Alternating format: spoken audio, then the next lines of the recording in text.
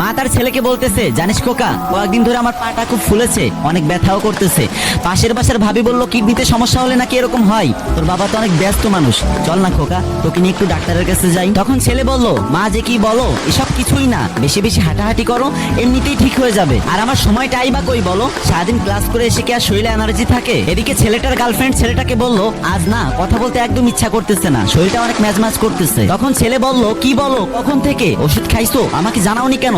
এক্ষুনি বের হও, আমি তোমাকে এখনই ডাক্তারের কাছে নিয়ে যাবো। আর একদম দেরি করবে না কিন্তু, না হলে শরীরে জ্বর এসে যাবে। এদিকে শুক্রবারে মা ছেলেকে বলতেছে, আজকে তো তোর ছুটি, চল না বাজান তোর নিয়ে একটু বাজারে যাই। প্রতিদিন বাজারের ব্যাগ টানতে টানতে আমার কোমরটা ব্যথা হয়ে গেছে, আজকে তুই আর আমি একসাথে বাজার করব। তখন ছেলে বলল, মা মাত্র একদিন ছুটি পেলাম, একটু শান্তিতেও থাকতে দিবা না? এদিকে ছেলেটার গার্লফ্রেন্ড ছেলেটাকে বলতেছে, ওই আমার কিছু জিনিসপত্র কিনা দরকার, তুমি একটু আসো তো। আর তুমি তো জানোই শপিং ব্যাগ ধরলে আমার হাতটা লাল হয়ে যায়। তখন ছেলে উত্তরে বলল, তুমি একদম চিন্তা করো না, তুমি রেডি হতে হতেই দেখবা বান্দা হাজির। আর এদিকে মা তার ছেলেকে বলতেছে, বাজান কতদিন তোর সাথে হাঁটতে বেরোই না, তুই যখন পিসি ছিলি তখন তোর পিসি পিসি আঙ্গুলগুলো দিয়ে আমার আঙ্গুল শক্ত করে ধরে রাখতি, একে একে হাঁটতেই চাইতি না, তোর হাতটা ছেড়ে দিলেই তুই কান্না করতি, মনে আছে তোর?